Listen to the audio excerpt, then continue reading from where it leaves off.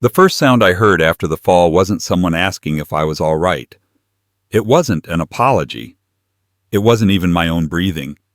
It was the sharp scrape of a record needle dragging across vinyl like a blade drawn across bone. On the hardwood floor, a drop of my blood mixed with the reflection of the Christmas lights glowing across the oak grain. Beside me lay a red napkin, the same one Ethan had thrown down a moment earlier, still smelling faintly of wine. There was no concern. No hesitation. Just my son's voice. The most off-key note I'd ever heard from him. You deserve that. My name is Clifford Cliff Barnes. I'm 64, a retired jazz musician, a widower, and I live in the home my wife Elaine and I once believed would hold our family every Christmas until the end. I used to think music could keep a family together. Last Christmas proved me wrong. Before I take you back to the night a holiday dinner turned into a broken song, tell me where you're watching from. And if you've ever believed that silence has a rhythm of its own, feel free to like this video and subscribe, because that's all you need to know before I bring you to December 25th, 2024. The night a family shattered over a number. The night a father learned the cruelest wounds come from the people who carry your name. I've never forgotten the smell of that night. I genuinely thought it would be peaceful. I made the roasted chicken Ethan loved. I set out the old vinyl of Autumn Leaves, the song Elaine chose every Christmas. But sometimes, sad songs aren't written by musicians. They're written by the people you least expect. 7:12 p.m. The doorbell rings. Ethan arrived. My son, 32 years old. Handsome, successful, wearing cologne that cost more than what I made playing weekend jazz gigs in my youth. Beside him was Madison, his fiancée, eyes sharp, scanning my home the way people evaluate antiques. I opened the door with a smile I truly meant. Merry Christmas, son. Ethan didn't hug me. He walked in like he owned the place. Madison glanced around and said, "Nice house. You've kept it in good shape." Her tone wasn't admiration. It was appraisal. 7:40 p.m. Dinner begins. We sat at the table. Soft yellow lights, candles flickering, snow falling outside. It looked perfect. It didn't feel perfect.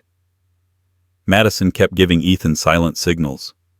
And Ethan, he tapped his fingers on the table, the rhythm he always used when he wanted something. Then it came. "Dad, I need your help with $25,000. Madison and I are getting married in Franklin. We want the wedding to be special." I set my knife down gently. "I can't, Ethan. That money is your mother's memorial fund. I promised Elaine I wouldn't use it for anything frivolous." Madison lifted her head, her lips tightening as if she'd been insulted. "So what's the point of keeping it? Just to look at it." Ethan's face hardened. "Dad, you have a house, a pension. You're not struggling. I'm getting married. You're supposed to help. Supposed to." He said it like I owed him a debt I never paid. I shook my head. "I won't break a promise I made to your mother." Madison muttered, "I told you." "He won't budge. She didn't call me your dad. She called me he." Ethan slammed his hand on the table. The wine glass trembled, a red streak spilling across the white tablecloth like a wound opening. "You're selfish. You've always been selfish. You never do anything for me." I looked up calm. "I've done more for you than you remember, Ethan." That sentence, it lit the fuse. Ethan pushed back his chair. It scraped loud against the floor. Madison didn't gasp. She didn't react. She watched like someone who had seen this side of him before. Ethan leaned in close. "You're old. You're not using that money. You deserve this." And then he raised his hand. I heard the air move before his palm connected. The sound was sharp, a dry, cracking note. Then the fall. My head struck the corner of the oak table, the same spot where Elaine would rest her arm when she laughed at my terrible jokes. Funny. In that moment, I didn't think about the pain. I thought about Elaine, and whether she could hear the sound of me hitting the floor. The ceiling spun. The lights blurred into streaks. The red wine on the floor bled into the shape of my shadow. Ethan stepped back, chest heaving. He looked at me like I was an inconvenience. Madison tugged his arm. "Let's go. Staying will only cause trouble." "You deserved it," Ethan repeated. Then they left. The door slammed the final percussion before the house fell silent. But it wasn't completely silent. From the living room, the record kept spinning. Autumn leaves played on the needle, dragging harshly, scratching across the vinyl like a knife on stone. 8:05 p.m. I don't know how long I lay there. All I remember is the soft creak of the front door and thinking I was dreaming. Betty, my 67-year-old neighbor, stood there holding her white cat, her face pale and frightened. "I saw your son leave." There was something on his shirt. Looked like blood. "Cliff. Are you all right, Cliff?" I tried to answer, but all I heard was my own ragged breathing and the dull roar in my left ear. Everything dimmed colors. Sounds the room itself. Only one thought stayed clear. How did it come to this that Christmas? Left the first crack. And I didn't know yet that it was only the beginning. People say memories have a scent. I believe that. Because when I closed my eyes in that hospital room after the Christmas slap, the first thing that came back to me wasn't Ethan standing in my doorway, but the smell of New Orleans in 1988. Rain on hot pavement Bourbon Street at midnight, cigarette smoke and the faint echo of a trumpet drifting from some club I never learned the name of. I was 27 then, young, loud, restless. A jazz musician living on late-night gigs, cheap whiskey, and more bad decisions than sheet music. I had no idea my entire life was about to change. New Orleans, 1988. The night I met Elaine. The Blue Magnolia was packed. Blue lights washed over the old wooden floor. I was on stage playing Misty Lost in the Solo when the door opened and she walked in. Elaine. She wasn't beautiful in the glamorous magazine way. She was beautiful in the whole room quiets down for one heartbeat way. She stood near the stage, gray wool dress, head tilted slightly, listening like she understood every word I wasn't saying. After the set, I walked off stage, sweat still on my forehead. "You play well," she said, "but you play like a man running from something." No one had ever said that to me. No one had ever looked at me with eyes that seemed to see the whole map of my mistakes. In the rain-soaked street outside, our story began. 1991. Marriage, Nashville, and a different kind of music. We got married 3 years later. I left the wandering life behind and followed Elaine to Nashville. She opened a small piano studio in our old garage. I turned the next room into a music den, jazz posters, a second-hand mic, my saxophone resting on the stand like a reminder of who I used to be. 2 years later, Ethan was born. A brown-haired baby with big, curious eyes, a boy I truly believed would grow up surrounded by music, love, and gentleness. And for a while, he did. Ethan fell in love with drums when he was 5. He had rhythm, heavy, fast, powerful, like his heartbeat, one measure ahead of the world. Elaine bought him a tiny blue drum set. The first time he played, I whispered, "My boy might be a musician." But as he got older, my hope turned into worry. At 12, he snapped a drumstick from hitting too hard. At 14, he smashed a church guitar because another kid in the band played off beat. By 16, the school band expelled him. Reason listed aggressive playing, verbally hostile. Elaine held him as he cried. I stood outside his room listening to the sound of a boy ashamed. But beneath those tears, I heard something darker. Resentment. He looked at me longer than one beat. A look I didn't understand then. A look I recognized on Christmas night right before his hand struck my face. Elaine loved Ethan deeply, but she wasn't blind to the storm growing inside him. One night, years before she passed, I overheard her speaking to Betty, who had just moved in next door. "I worry that when I'm gone, Cliff will be alone. And Ethan, he won't understand his father." Betty told me this long after Elaine died. Elaine never said it to me. Maybe she didn't want to hurt me. Or maybe she knew I wouldn't listen. Both possibilities break me even now. 2016. The year everything changed. Elaine was diagnosed with cancer in March. She was gone by June. Some notes in life stopped mid-song, leaving the rest of the melody forever out of key. I lost my wife. Ethan lost his mother. But what haunts me most is that grief didn't bring us closer. Ethan grew quiet, closed off, distant. I thought it was sorrow. Now I know it was the beginning of the crack. After the funeral, I gathered every bit of savings, every insurance payout, every dollar Elaine left.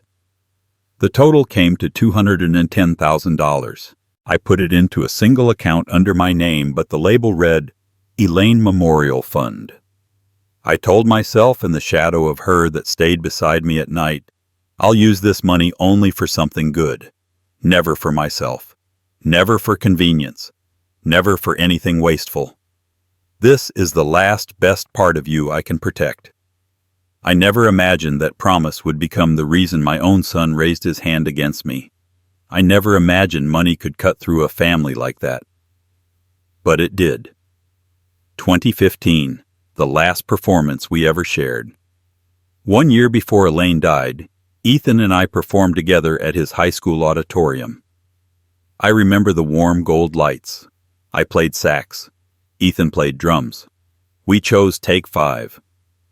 Halfway through, Ethan slipped off the rhythm. No one noticed except him. He stopped, cold, stood up, ripped the headphones off, threw his sticks to the floor, then he walked off stage. I called after him, Ethan, what are you doing? He didn't turn around, but I saw his eyes cold, distant, hurt, and furious all at once. The same eyes I saw on Christmas night right before his palm cracked across my face. They start with the days we think everything is fine. My story didn't begin the night Ethan slapped me. It began in New Orleans with Elaine's smile and a little boy whose eyes once held wonder. A boy I believed music could keep close forever. I was wrong, and Christmas of 2024 was only the first chapter of that mistake. The first thing I saw when I opened my eyes was a white light that didn't belong to any home I'd ever known. Cold, flat, emotionless like the surface of a frozen lake. Nashville General Hospital always carries the same scent, disinfectant, freshly washed sheets, and the stale heaviness of hours that never seem to move. I tried to lift my head. A mistake. Pain shot down my spine up through the base of my skull like someone had struck an iron bar across the back of it. A nurse said something, but her words broke apart in the air as if they were coming through a wall I couldn't see. And then I realized my left ear was drowning in a thick, crushing silence. Not sirens, not footsteps, not voices, just a dense, humming void, as if I had pressed my head into a glass bowl and sealed it shut. A doctor entered the room. Gray hair, eyes tired in a way only people who've seen too many human collapses can understand. Mr. Barnes, can you hear me? I can. On one side. He nodded slowly, as though choosing words that would hurt least. Your left ear took significant trauma. There may be partial, possibly permanent hearing loss. Permanent.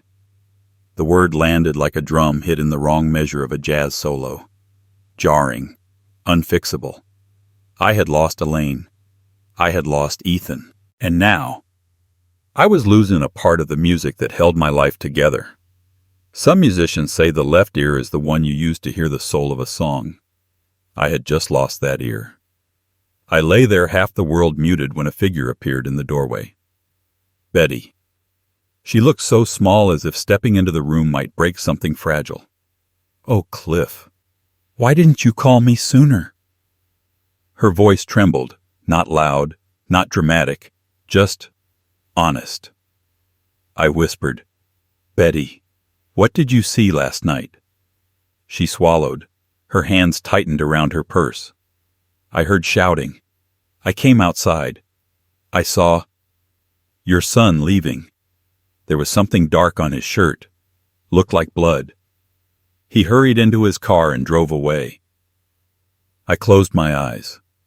Not because of what she said, but because of the way she looked at me, like she had known for a long time this moment would come. She touched my arm. "Cliff, you don't deserve this." I didn't answer. Sometimes silence is the only language pain understands. A little before noon, the door opened again. A woman stepped inside, gray blazer, steady walk, eyes sharp but not cold. Sarah Coleman, Davidson County Detective. "I'm Sarah. I need to ask you a few questions about last night."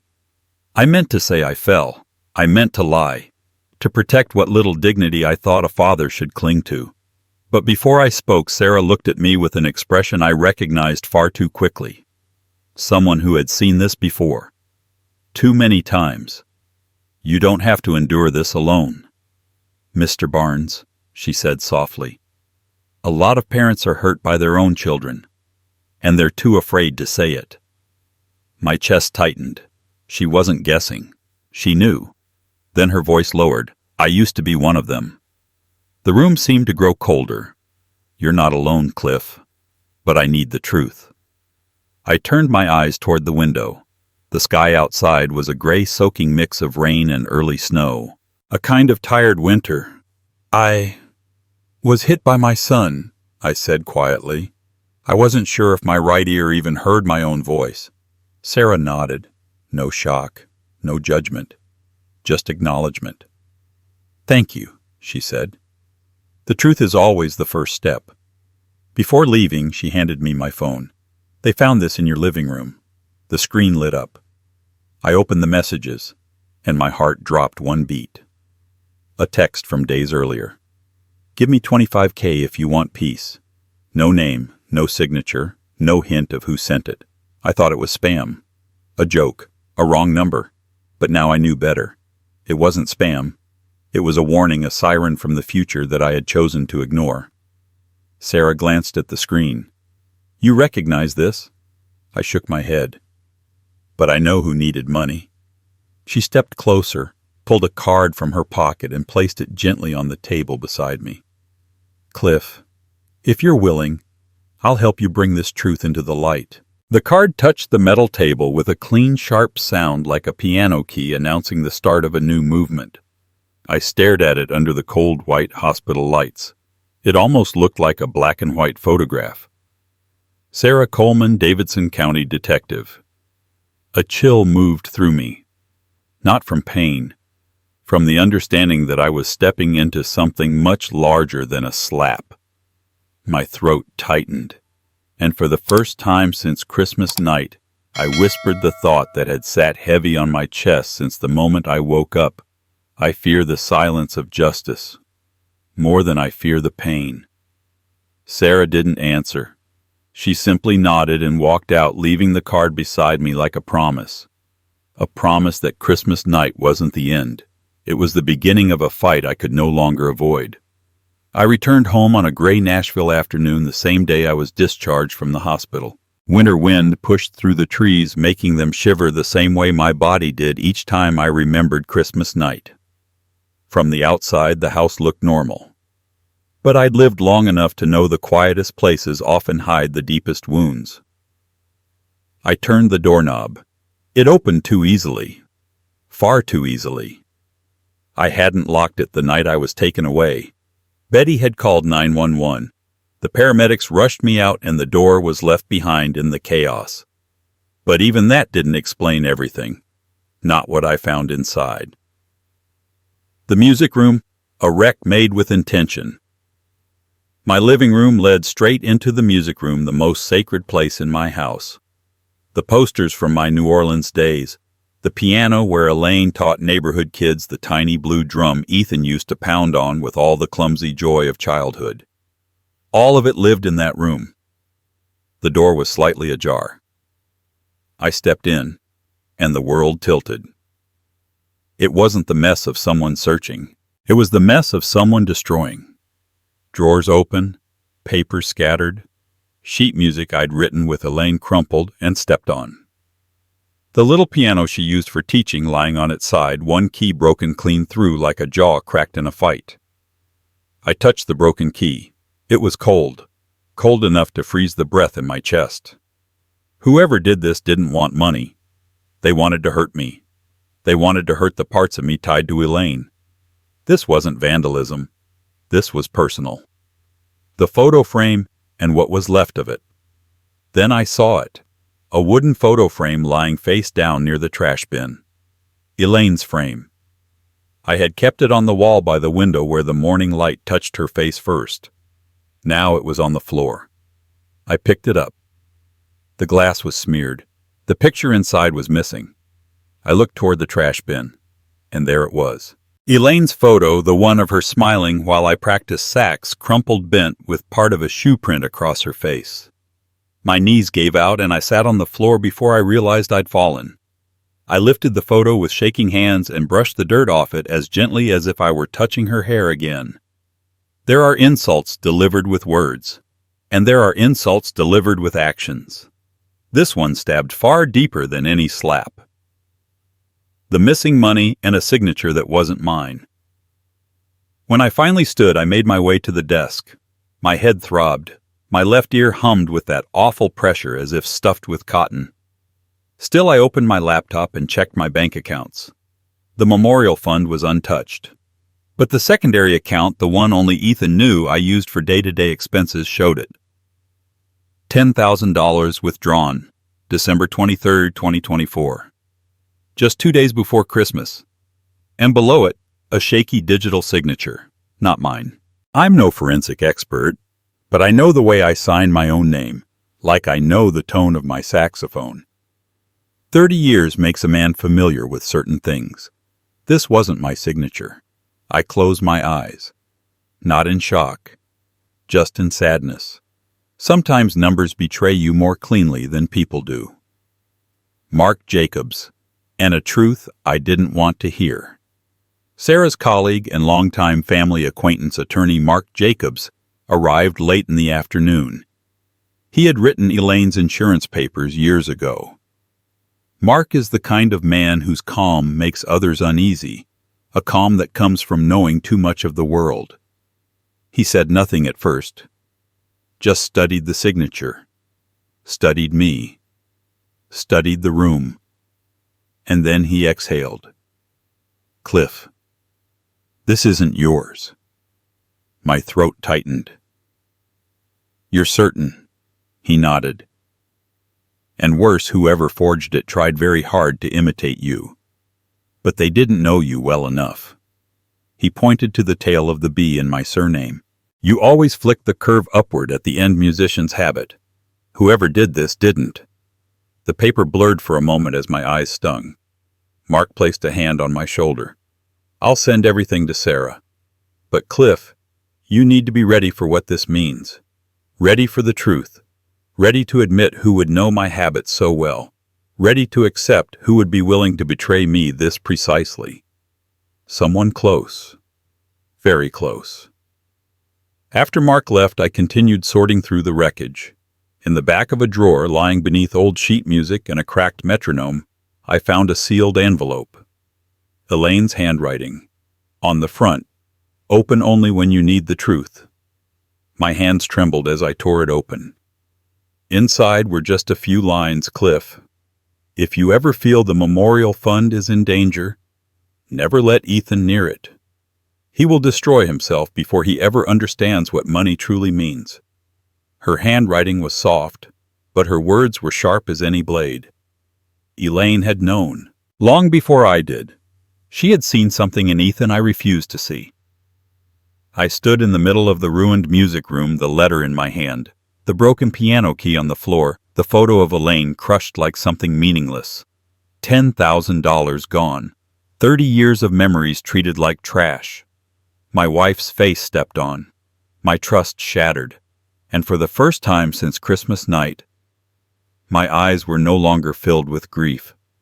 They sharpened, colder, clearer, like a note struck on metal.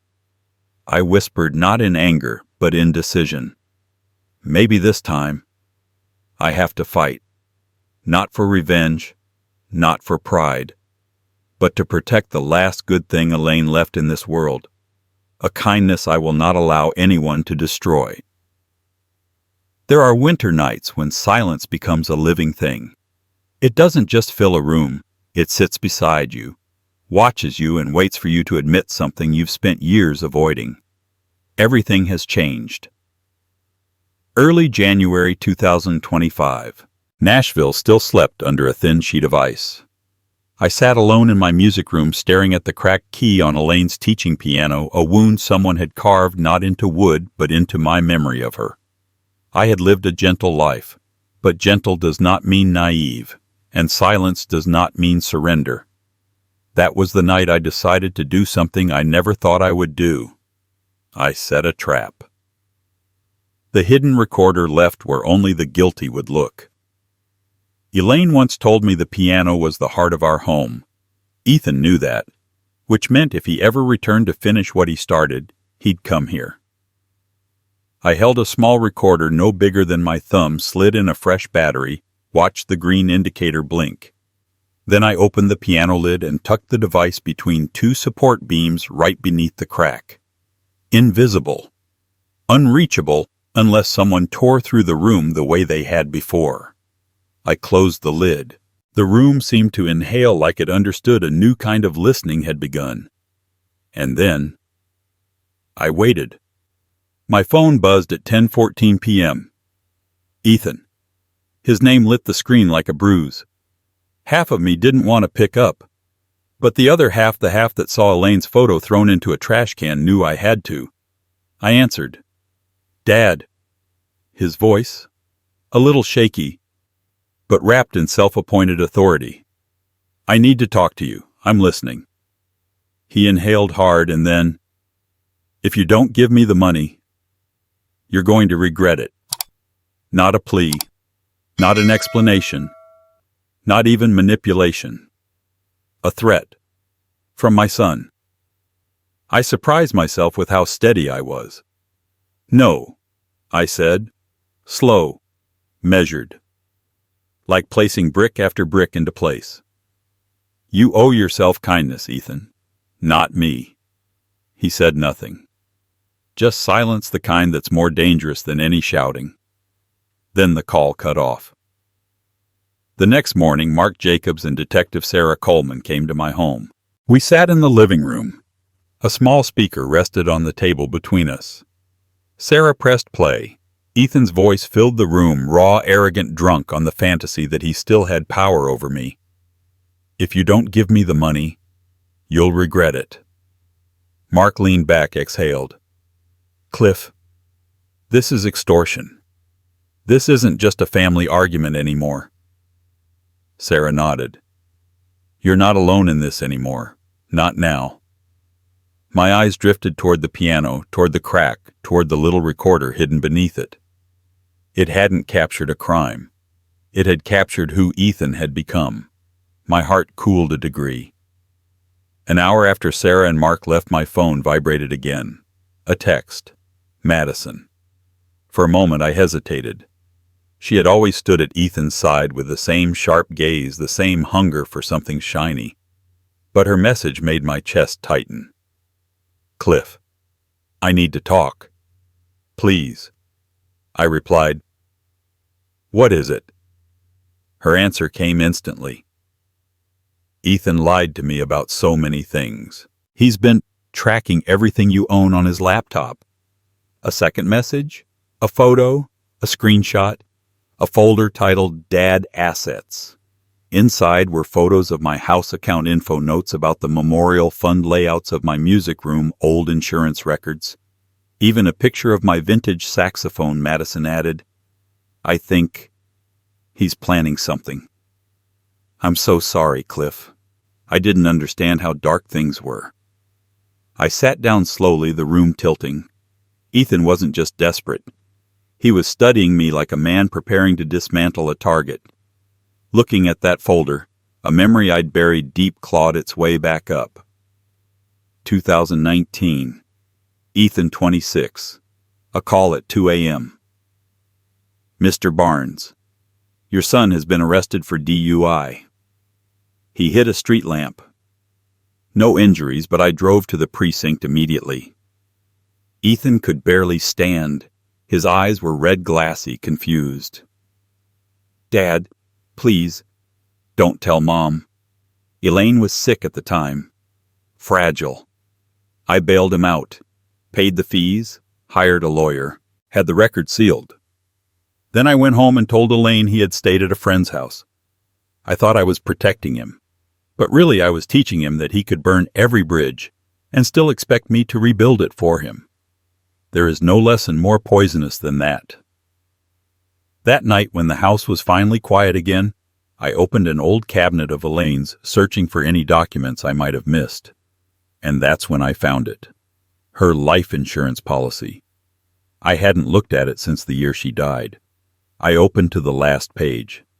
Beneficiary, Ethan Barnes. Not me. Not the husband who held her when she passed. Not the partner she built a life with. Ethan. The page slipped from my hand, landing with a soft crackle that felt like fabric tearing. Elaine had seen something in him long before I allowed myself to. I picked up the paper again. My hand shook, but my voice did not. Turns out, I handed a knife to someone willing to use it. That night, for the first time, I understood something painful and simple. Ethan wasn't just lost. He was walking straight toward a cliff edge, and I had spent years keeping him from ever feeling the ground give way. Now I had to decide, would I drag him back, or would I let him face the darkness he created with his own hands?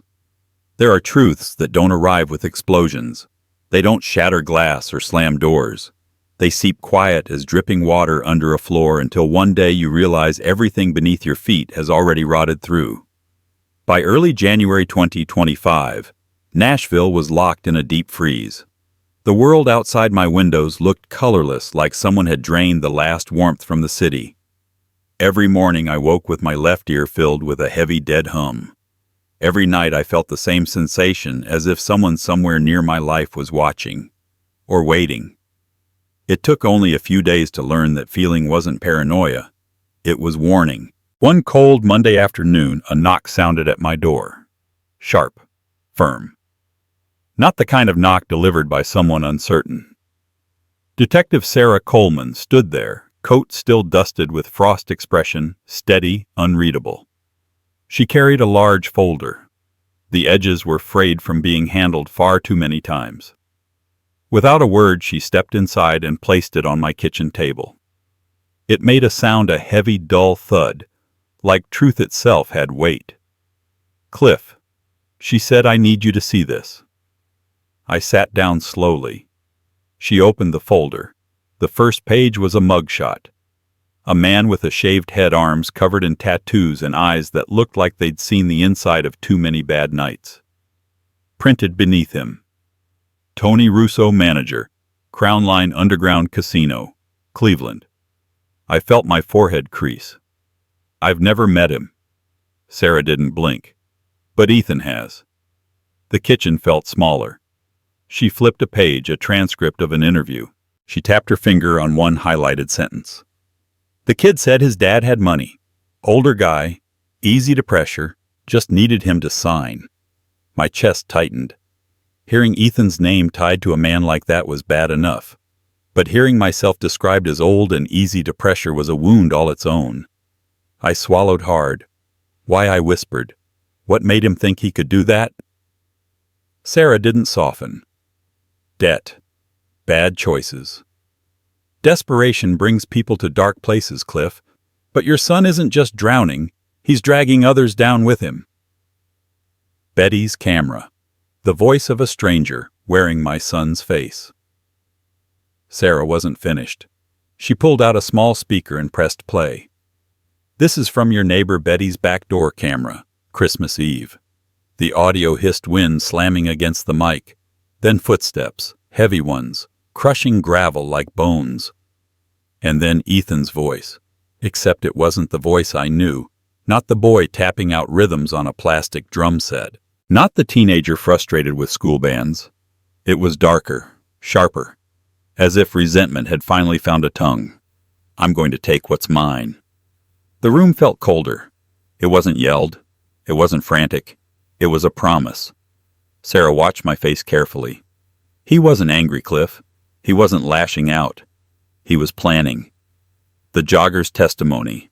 A shadow at dawn. Next, Sarah handed me a report. A woman who lived 2 houses down claimed she saw Ethan early on December 26th. The sky was still dark. No cars, no neighbors. But Ethan stood at the end of my driveway, motionless, hands in his pockets, staring at my house. Like he was measuring something, the witness said. Evaluating. Calculating. Not the anger of a moment. The preparation of intention. The blood on the floor and the truth. No father wants. Later that week, Sarah and a forensic technician came to inspect my music room. The room looked untouched at first glance, as if the chaos had settled into a deceptive stillness. But Sarah knelt near the center of the floor. A small dark stain, the color of dried earth, or old wine. But Sarah's voice was crisp. Blood. My stomach sank. "It's not yours," she added softly. "This spot is too far from where you fell." They collected a sample. 2 days later, my phone rang. Cliff Sarah said the DNA analysis came back. It matches Ethan. I had to sit down, not from shock. Shock had passed. This was something colder. The quiet realization that every illusion I'd held onto had finally collapsed. Ethan hadn't just lost control. He had come back. He had searched the room. He had torn through memories, violated the last pieces of Elaine left in the world, and left behind his own blood in the wreckage. Nothing accidental, nothing impulsive. Intent. The recorder. A son's threat turned into evidence. That night I didn't turn on the lights. The house was dim, cut into silver angles by moonlight spilling through the blinds. I sat at the piano, my hand drifting to the cracked F key, the one Ethan had broken. My finger touched it lightly, and a tiny click echoed under the lid. The recorder I'd hidden there came alive. A green light glowed faintly beneath the wood. Then it played. Not the phone call. A different recording captured on the night he'd come back. Ethan's voice rose through the empty room. "I'll make sure you never have peace. Not rage, not confusion. Resolved, deliberate." I let the words fade. The silence that followed was thick enough to touch. After a moment, I exhaled the breath I didn't know I'd been holding and whispered, "Looks like I finally have the piece of music that will convict you. Not a melody, not jazz, not the sound of the life I wanted, but the truth clear as a broken chord. And sometimes you have to listen to the ugliest notes of your life before you can play the ones that will save you." There are mornings when a person wakes up and simply knows something terrible is coming. Not because of omens, not because of intuition, but because every dark piece of the puzzle is already on the table, just waiting for the slightest breeze to collapse everything. March 2025. Nashville was still gray and cold, as if winter refused to leave. I brewed a cup of coffee. My left hand trembled, my damaged hearing still not fully recovered. That was when the doorbell rang. I opened the door. Madison stood there. No heavy makeup, no sharp gaze, no controlled, poised future bride. Just a young woman whose world had cracked open overnight. "Cliff." Her voice broke on the first syllable. I let her in. She sat on the living room couch, fingers twisted together until her knuckles went white. I need to tell you something." I waited. "Ethan said that if you died, he'd get the money." Her voice trembled. "He said it like it was a plan." My heart dropped into a place I didn't know I had left. Madison wiped her face. I knew he'd changed, but I didn't know he was capable of this. She swallowed hard. "I can't marry a man like that. I'm scared, Cliff. Truly scared." I looked at her, not with anger, not with blame, only pity. Ethan had pulled her into his darkness, and now she was trying to crawl out when the light was nearly gone. But before I could speak, she whispered, "My mother. She still wants the wedding. She says family image matters." Her face crumpled. "I know it's wrong, but I can't stop it. I can't." I nodded. I'd seen lives destroyed by saving face. This wasn't new. The night before the wedding, a ghost caught on camera. That night, long after the house fell silent, my phone buzzed a motion alert from the front door camera. I opened the app. Ethan, standing in front of my house. The porch light cast harsh shadows across his face, a face too familiar and too foreign at the same time. He leaned forward, wrapped his hand around the doorknob, twisted. The lock held. He tried again, harder. The metal clattered softly, a sound I will never forget. Then he muttered to himself, barely audible, "I'll get what's mine, one way or another."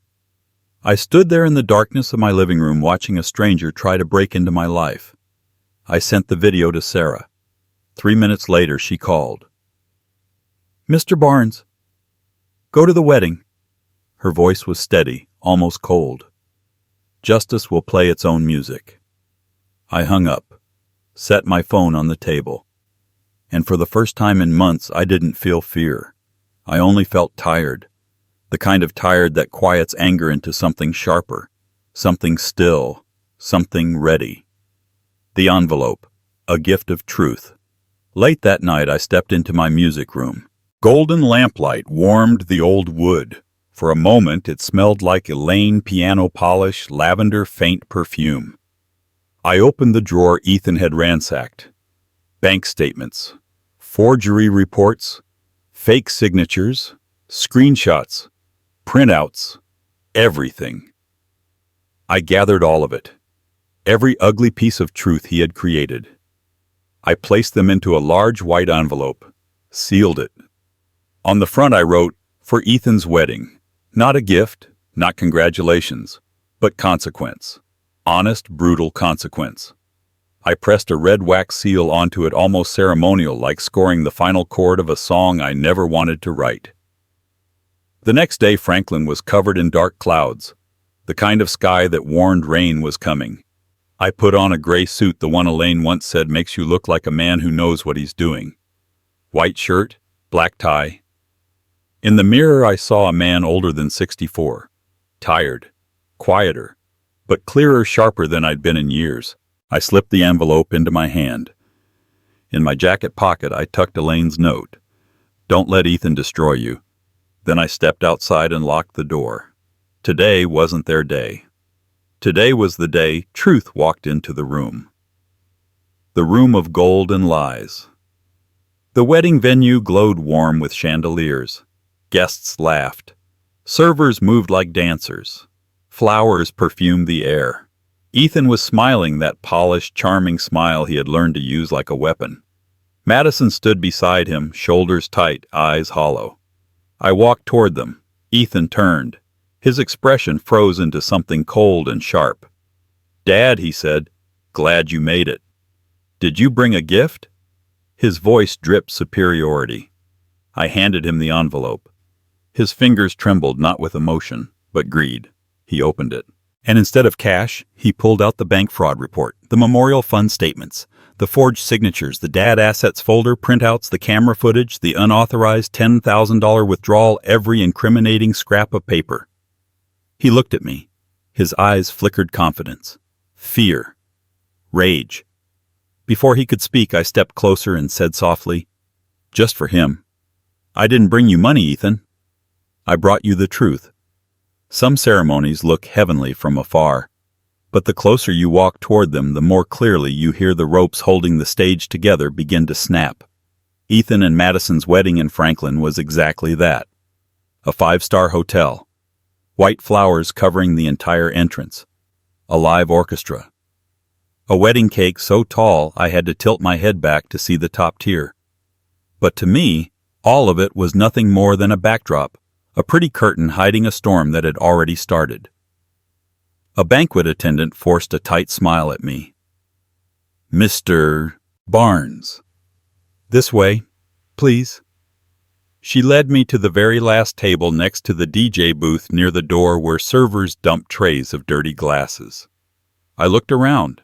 No familiar faces, no family, No one who knew Elaine. No one who cared. Just the table where people place the guests they don't know what to do with. The perfect seat for a father considered an inconvenience. I sat, placed the white envelope on the table. No one greeted me. No one noticed me. And I realize sometimes isolation is the clearest answer to how someone truly sees you. The moment of gift-giving began. Ethan and Madison walked to the center of the room, smiling wide enough for the lights to glitter off their teeth. The MC called each name, then mine. Mr. Clifford Barnes. The room fell almost silent. Not out of respect, but curiosity. Everyone wanted to see what the broke father of the groom brought. I stepped up, handed the envelope over. Madison opened it, Ethan too busy performing for the guests to notice. I saw her hands tremble the instant the first document slid out. This is your mother's memorial fund.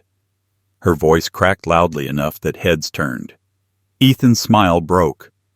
Madison pulled out the rest bank fraud reports, forged signatures, the unauthorized $10,000 withdrawal, the screenshot of the dad assets folder, the front door camera footage, the audio transcript from the piano recording. They scattered like clues from a crime thriller dropped into a wedding hall. Someone gasped. A woman covered her mouth. Madison's mother turned ghost white. Her father shot up from his chair. Ethan stammered, No, this isn't someone set me up. And then the ballroom doors burst open. A woman in a navy pantsuit stepped inside with purpose. I knew her immediately, the bank manager Mark had contacted. She lifted a file. My name is Sandra Pierce, First Bank Franklin. I was asked to verify several suspicious transactions. The air thickened like drying cement. She opened the folder, eyes locking on Ethan. The signature on the December 23rd transfer is forged. A wave of shock rippled through the room. Someone whispered, "Oh my God." Right at his own wedding, I stood still. A lifetime of music teaches you when a song is about to fall off a cliff. This was that moment, and Ethan finally lost control. Everyone just shut up, this is my wedding. He slammed his hand into the champagne table. The entire display collapsed. Glasses shattered in a piercing crash. Champagne splashed across a bridesmaid's dress. A child started crying. A guest slipped and nearly fell. The ballroom dissolved into chaos. Madison's father roared, "I will not let my daughter marry a monster like you." Ethan turned toward me, eyes bloodshot, breath shaking. You destroyed my life?" I answered softly. "No, Ethan. I simply brought the truth to where it belonged." He grabbed the collar of my suit jacket and yanked me forward. Guests screamed.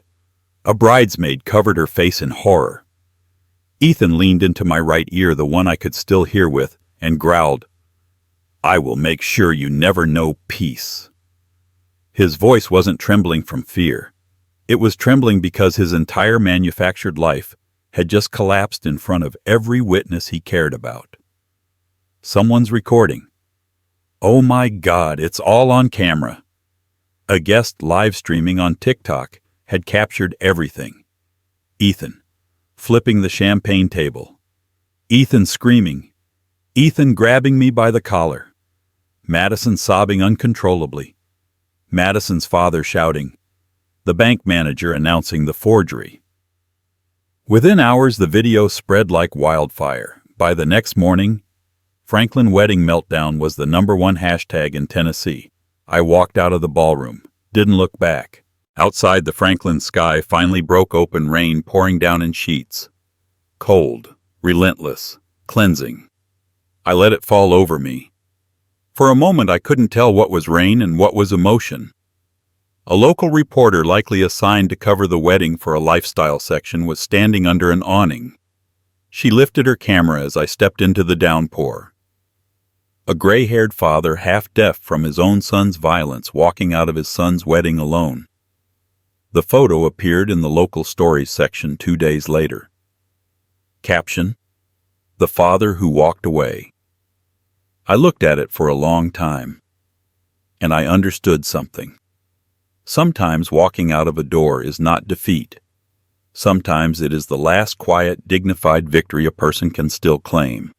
Justice never arrives with thunder. It does not roar. It does not announce itself. It comes quietly in the flat slap of paperwork, on an interrogation table, in the scrape of a pen, crossing a name in short questions that cut deeper than knives, and sometimes, in a single exhale from people who know the truth, came far too late.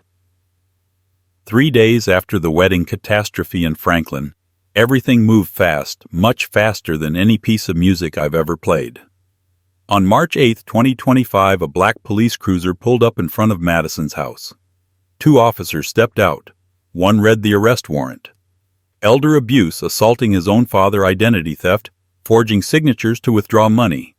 Federal financial fraud using my social security number. Ethan didn't scream this time. Didn't flip tables. Didn't perform. He just stood there, hands extended quietly, letting them lock the cuffs around his wrists. A neighbor later told me he asked only one question. Did my father sign the complaint? And the officer replied, no. You signed your own fate. I could picture Ethan's face, hearing that, not angry, not hurt, just hollow. The look of someone meeting true consequences for the first time in his life. The next day, Tony Russo was arrested in Cleveland. The task force found his debt ledger, his gambler list, archived messages from Ethan and Russo's promise. Get your dad to sign and your debt is gone, a detective told Sarah privately. The kid didn't know who he was dealing with. Russo is no one's friend. Ethan had chosen the wrong man to owe, and I had chosen the wrong years to stay silent. But truth once spoken does not go back into the dark. The interview room, where families break and heal. I sat in a secondary interview room, the one reserved for witnesses. Softer lighting, gray walls, a single buzzing heater. Outside the door I could hear the faint tapping of pens, the low murmur of officers, the slow drip of justice settling into place. Sarah stepped in. No folder, no clipboard. Just the steady eyes of a woman who had seen too many families torn apart to be surprised by anything anymore, Cliff. She began gently. What happened today isn't a victory. It's a path you never should have had to walk. I swallowed hard. My voice cracked. How is he? Sarah sat down across from me. He's being processed. But I want you to understand this. You didn't take revenge. You protected the people he would have hurt next. Her voice remained steady but soft. Maybe Madison. Maybe another parent. Maybe even himself. I felt my damaged ear hum again, a warped saxophone note stuck in a loop. Sarah, I whispered. I never wanted his life to end up like this. She nodded. I know. But justice isn't about choosing sides. It's about shining a light where the dark thinks it can hide forever. She rested a hand on my shoulder before standing. I'm proud of you, Cliff. Not for turning him in, but for not running away. Most parents would have, out of shame. I let out a painful laugh, a sound I didn't recognize as my own. Sarah, I don't have anything left to lose. She shook her head slowly. No, you have plenty left. You've just forgotten what it feels like. The night air and the voice that brought me home. When the paperwork was done, I walked outside. Nashville was wet and cold. Rain had stopped, but the streets still shimmered with a thin, restless shine, like a sheet of music smeared by water. I stood under the station awning, watching droplets fall from its edge like an impatient metronome. No one followed me out. No one asked if I was all right. And strangely, I felt lighter than I had in years. I reached into my pocket to call a taxi. A single voicemail waited from an unknown number, no caller ID. Old, faint. I pressed play. The audio crackled soft and worn like an old cassette tape. Then came Elaine's voice. Warm, rounded. The voice of a woman who once held me together when I threatened to fall apart. Cliff, don't let our son destroy you. Your music, deserves to be heard. I froze on the sidewalk. My left ear barely caught anything, but my right ear heard every word perfectly. Elaine must have said it years ago. Maybe the night Ethan smashed the church guitar. Maybe the fall before she passed. Maybe during a moment I'd been too lost to remember. But hearing it now, it felt like she had stepped inside that cold night beside me. Rain began again, soft at first, then steady. I closed my eyes. Let it fall. And I understood fully, painfully. My music wasn't the notes I played. It wasn't the saxophone. It wasn't the jazz clubs. My music was the fact that I survived. Quietly. Stubbornly. Completely. I slipped the phone back into my pocket and stepped off the curb into the thin veil of rain. Perhaps tonight wasn't the ending. Perhaps tonight, for the first time in a very long time, justice finally spoke. People like to say that after a storm the sky gets bluer. But I don't believe that. Not because I'm bitter, but because sometimes after the storm the sky doesn't shine. It simply becomes quiet. And that quiet is the thing that saves you. May 2025. Nashville sliding into summer. Trees finally green again. The roads still wet from long rains. Yet something in the air had changed. Not the weather. Me. The article that changed everything. One morning while I was brewing coffee, the phone rang. Mr. Barnes. This is Emily Rivera, Nashville Local Times. Before I could respond, she continued, I want to write about your story, not the tragedy, the courage. I stayed silent a moment. I didn't feel courageous. I felt like a man too exhausted to keep hiding.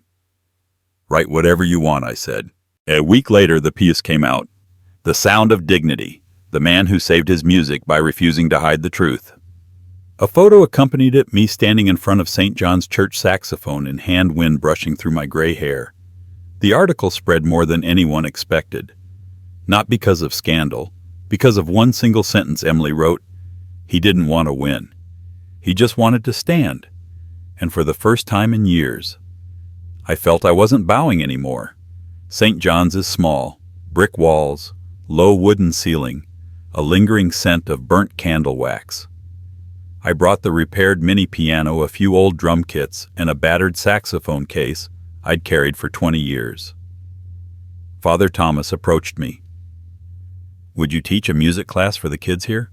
They need something to anchor them. I hesitated only a moment, then nodded. First class, only 4 kids. Malik 10 loves drums but terrified of loud sounds. Joy 8. Tiny hands, immaculate keystrokes.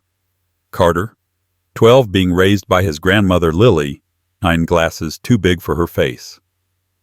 They stared at me as if I'd stepped out of another world. I sat by the piano, lifted the lid, tapped a single note F. The sound drifted gently, like Elaine's quiet exhale the first night she heard me practice. Music isn't here to be perfect, I told them. It's here so you can breathe. They bent over their instruments and played, and for the first time since Christmas, I didn't feel pain. One afternoon, I opened the church mail slot. Inside were handwritten letters, the kind people rarely write anymore. I opened the first, I'm 71. My son hit me in 2018. I stayed silent. I wish I'd been brave like you. Another, thank you for speaking up. Because of you, I finally left a son who treated me like an ATM. And the last, I didn't know where to start. But you showed me that fathers deserve safety too. I set the letters down. My hands trembled not from weakness, from the realization that so many people lived in darkness because they were afraid the truth might hurt someone else. I looked up toward the wooden ceiling. Elaine, I whispered, do you see this? We're helping someone breathe again. Madison returns in a different kind of apology. July afternoon. Class ended. The children left laughing. I saw Madison standing in the doorway. Sunlight cut across her face, making her look smaller as if months had aged her years. Cliff, may I come in? I nodded. We sat near the piano. She lowered her head. I want to apologize. Not just for not seeing who Ethan really was, but for treating you like you were a burden. I rested my hand softly on the edge of the table. Madison, you owe me nothing. She shook her head. No, I want to help. You need support for this program grant writing organization. I can do that. Let me. I looked into her tired eyes, but in them I saw something Ethan had lost long ago. Wakefulness. Honesty. A desire to be better. Of course, I said quietly. Music needs people willing to protect it. She gave a small, difficult smile. The first genuine one I'd ever seen from her. August evening, the church empty. I stayed late to tidy sheet music. Opening an old cabinet, I found a small cassette box, the kind Elaine used to record my rehearsals. On the lid, in her handwriting, music is knowing when to stop. E. I sat. Slowly slid the cassette into the old player. Pressed play. Static first. Soft, warm, nostalgic. Then Elaine's voice, gentle, breathy, alive. Cliff, slow down. Hear yourself. Music will tell you when to stop. I didn't speak, didn't cry. I just listened. In that moment, I understood. Everything I lost. Elaine. Ethan, my left ear, was not meant to weaken me. It was meant to remind me dignity has a sound. And when you find it again, the whole world falls silent just to hear it. Autumn arrives quietly in Tennessee. No roaring wind, no cracking branches, just yellow leaves drifting onto the steps of St. John's Church like memories someone finally decided to let go. It was September 2025 when I found the envelope. Plain white. No stamp. No return address. Only one word written in a slanted, familiar hand. Dad. I knew instantly. Some things don't need guessing. I carried it into the music room and sat in the wooden chair Elaine once repaired with her own hands. Late afternoon sunlight cut across my face, dividing it into two halves, light and shadow. Just like the story of me and Ethan. I opened the letter. Ethan's handwriting hadn't changed. It still dipped downward at the end of every sentence, the way a person might write if they'd spent years leaning into their own darkness. Dad, I heard your song on the prison radio last week. They played it during the quiet hour. And for the first time I realized I never understood you, not until I'd lost you. I paused, took a slow breath. Let the words settle like leaves on cold ground. I regret it. Not because I was arrested, but because I forced you to choose between the truth and being my father. My fingers tightened at the edge of the letter. They trembled not from fear, but from touching wounds I had avoided for months. The letter continued longer than I expected. I hate myself every time I hear jazz now. I remember how you tapped rhythm on the side of the chair, how you looked at Mom while playing Autumn Leaves. Now all I hear is my own mistakes. That line cut straight through me. Ethan once had music in him. Enough rhythm to fill a room. But the moment he struck me, I knew he'd lost his beat long before that night. Later, Sarah told me what had been happening inside Davidson County Jail. Ethan had been placed in mandatory anger management. Every week, inmates had to share the one thing they were most ashamed of. For 3 weeks, Ethan said nothing. In the 4th week, he spoke a single sentence: I hit my father. The room went still. Blank. Then a tattooed older inmate let out a dry laugh. Look at that. We got ourselves a dad hitter. Another whistled low. A third muttered, At least you hit the right person, kid. No sympathy. No comfort. Prison is full of criminals, but even there, some sins sit lower than others. That night, for the first time since being arrested, Ethan cried in his cell. Not loudly, not dramatically. But the way a man cries when he realizes he has hit the bottom and there's no one left to blame. When Sarah told me that I didn't answer, something simply dropped inside me. Not heavy, not light, just real. I returned to the letter. The final lines were written darker, as if Ethan had stopped and started over more than once. Dad, I know you don't owe me forgiveness, I know I chose my own path, but if someday I could hear you play jazz again, maybe I'd find the part of me I threw away." I set the letter down. Autumn felt heavier for a moment, like the season itself understood what it means for a father to read words that came years too late. Some apologies arrive after everything has broken. The cruelty isn't in their lateness, but in the fact that the person could have chosen differently and didn't. That night I took the letter home. The house was quiet. The sky darkened early. Pine wind drifted through the open window. I opened Elaine's wooden box, the box she'd used to store cassettes, handwritten notes, and the earliest pieces of my music. It still smelled like her lavender oak and the faint warmth of years I'll never get back. I folded Ethan's letter, placed it gently among Elaine's old pages. Not to forgive, not to heal, but to put the truth exactly where it belonged between what I lost and what I chose to keep. As I closed the lid, the radio in the living room clicked on by itself. A woman's voice. Calm, steady, absolute. And now, a recording by Clifford Barnes. A man who believes justice has its own rhythm. I stood there, not moving, not reaching for the dial, not hiding. The music filled the house, slow, warm, deep, like Elaine walking past me, touching my shoulder, whispering that I had done the right thing.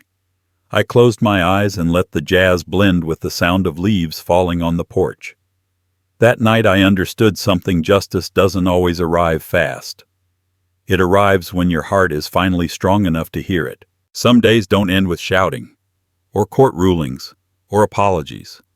Some days end in a silence so gentle, so weightless, you realize it's the kind of peace you've been searching for your whole life.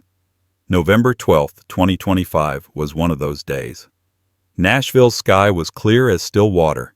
Sunlight slid across the red brick walls of St. John's Church, the place where I'd spent most of the summer helping children find a rhythm of their own. Today, we were opening Elaine's music room, a scholarship space built from the $210,000 memorial fund I once vowed to guard forever.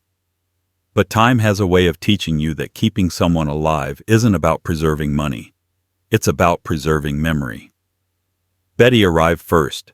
She wore her old gray cardigan cat tucked in her arms, eyes already red. "Cliff," she said softly, "Elaine would be proud of you." Sarah came next. Navy blazer, steady posture, the same look she had the day she told me, "You don't have to face this alone." Madison arrived with Emily Rivera, the journalist who wrote The Sound of Dignity. Madison held a bouquet of lavender, Elaine's favorite. "I just thought the room should smell like her," she whispered. I nodded. My chest warmed quietly without ceremony. Inside the oak-paneled room, sunlight scattered across sheet music. The pages Elaine and I once wrote together, the ones time had turned yellow but never erased. When the dedication began, the pastor motioned for me to sit at the old piano, the same piano with the broken F key Ethan stepped on during one of his storms. I'd kept the fracture, didn't repair it, because sometimes a scar makes the music truer. I took a slow breath and began to play Autumn Leaves. The notes came out warm, whole, deep, each tone drifting like breath from someone I once loved. And when my finger pressed the cracked F key, a small muffled sound rang out, a sonic scar, soft and imperfect, reminding me that the most beautiful lives are the ones that survived. I played for 3 minutes. No one spoke, no one coughed. The entire room held its breath, the same people who had seen me fall now, witnessing the moment I finally stood up again. When the last note faded, the silence felt sacred, alive. 17 miles away, inside a beige-painted prison cell, a wall-mounted radio played the exact same recording. Ethan was mopping the floor.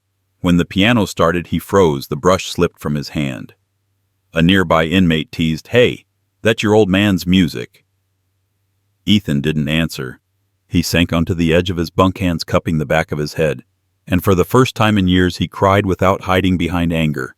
Not because he was ashamed, not because he'd been arrested, but because the melody carried everything he lost, and everything he could have kept if he'd only held on to the better parts of himself. A single tear dropped onto the cold cement, and Ethan whispered, barely audible, "I miss home." The ceremony ended just before sunset. Everyone drifted out one by one. I stayed behind. Elaine's music room glowed in soft candlelight, casting warm shadows like the final act of a life lived deeply, painfully, beautifully. I turned on a recorder, something I hadn't done since the day Elaine died. My voice, low, rough, steady, filled the room. I lost the hearing in one ear from that Christmas Eve strike. But I found the rhythm of forgiveness again. I looked at the piano, at its scars, at the fading daylight climbing the walls. "Justice doesn't sound like a gavel," I said quietly. "It sounds like a song you're no longer afraid to hear." I clicked the recorder off, and exhaled, not in exhaustion, not in sorrow, but in release. Because I knew in that moment that I had lived up to what Elaine wanted most for me, to keep the music alive and to keep myself alive. If this story touched something in you, if it reminded you that your voice matters, that your boundaries matter, that your dignity matters, then I'd love for you to stay with us. Like this video if you believe no one, not a child, not a spouse, not a soul has the right to take your peace. Comment below and tell me where you're watching from. Your stories, your strength, your survival, they help others feel less alone. Share this video with a friend who may need a reminder that walking away is not weakness, it is wisdom. And if you want more stories about justice finding its rhythm, truth rising through the cracks, and people reclaiming their lives with quiet strength, subscribe to the channel. Every week we tell true-to-life stories that honor women who've carried too much, loved too deeply, and finally learned to choose themselves. Thank you for listening. Thank you for being here. And remember, the world gets quieter when you start living in your truth.